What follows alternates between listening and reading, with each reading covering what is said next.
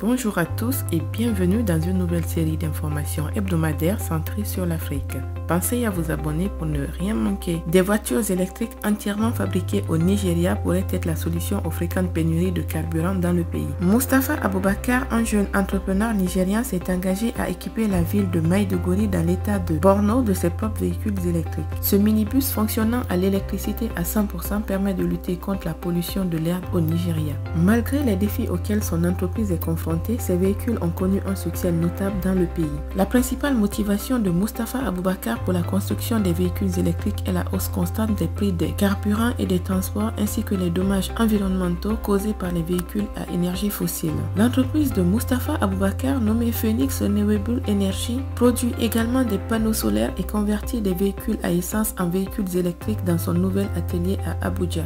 Notons que le modèle de véhicule électrique conçu par Mustapha Abubakar est destiné au transport en commun à courte distance et à faible intensité. Ce bus d'une capacité de 7 places et entièrement construit au Nigeria peut parcourir jusqu'à 210 km avec une seule charge. Il dispose également d'une option d'échange de batterie, ce qui permet de réduire le temps de charge. L'entrepreneur ambitionne de vendre ses véhicules dans plusieurs pays africains. Il affirme avoir des commandes du Ghana, de l'Ouganda et du Kenya, mais a besoin de financement pour développer davantage son entreprise. Cette semaine, en Ouganda, les habitants du nord du pays ont exprimé leur mécontentement face à l'interdiction du charbon de bois, une pratique ancienne mais néfaste qui risque de causer la désertification en raison de l'abattage incontrôlé des arbres. Malgré les ordonnances présidentielles et les lois locales visant à réglementer les activités nuisibles et lutter contre le changement climatique, la production de charbon de bois persiste. Cette situation est particulièrement préoccupante dans le nord du pays, principale région productrice de charbon de bois, où la destruction des forêts se poursuit. Selon un rapport de l'Organisation des Nations Unies pour l'alimentation et l'agriculture datant de 2018, la dépendance au charbon de bois ou au bois de chauffage est très élevée en Afrique et en Asie. Certaines villes africaines dépendent presque entièrement du charbon de bois pour cuisiner. La combustion de la biomasse dont fait partie le charbon de bois est responsable d'environ 25 à 35% des émissions de gaz à effet de serre,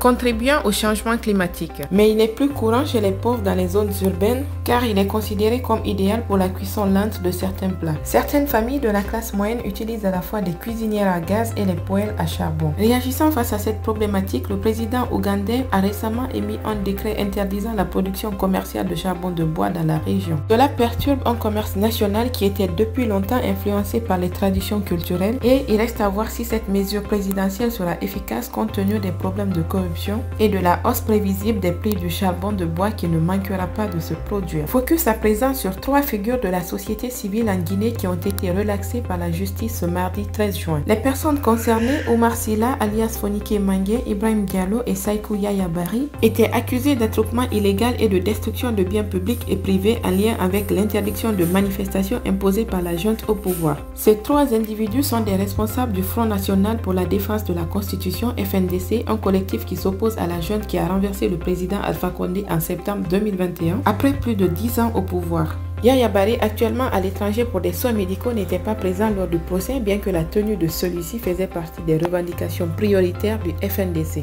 Le parquet avait requis le 9 juin une peine de 2 ans de prison avec sursis et une amende de 2 millions de francs guinéens, environ 220 €, contre chaque prévenu. Le procès avait débuté le 8 juin devant un tribunal correctionnel de la banlieue de Conakry, mais avait été délocalisé dans le quartier administratif de la capitale. Ces 3 personnes avaient été arrêtées en juillet 2022 et en janvier suite à une interdiction de manifestation. Il est important de noter que la Guinée est actuellement dirigée par une junte militaire qui a pris le pouvoir lors d'un coup d'État en 2021 et sous cette junte, plusieurs leaders de l'opposition ont été arrêtés ou poursuivis. Les militaires ont accepté sous pression internationale de céder le pouvoir à des civils élus d'ici fin 2024 après avoir effectué des réformes profondes. Au Nigeria, plus de 100 personnes ont perdu la vie dans un accident de bateau survenu sur une rivière au centre-nord du pays. Le bateau transportait des familles qui entraient d'un mariage lorsque le naufrage s'est produit. Les autorités locales et la police ont confirmé cette tragédie, mais les causes précises de l'accident n'ont pas encore été déterminées. Jusqu'à présent, 106 décès ont été recensés tandis que plus de 100 200 personnes ont pu être secourues. Les recherches se poursuivent et notons que les naufrages de bateaux sont fréquents sur les cours d'eau du Nigeria en raison de la surcharge des embarcations, de leur mauvais entretien et du non-respect des règles de sécurité. Toujours dans l'actualité hebdomadaire, un forum important s'est déroulé à Abidjan en Côte d'Ivoire. Il s'agit du forum de l'Alliance de lutte anticorruption organisé par la Banque mondiale qui rassemble des représentants de nombreux pays.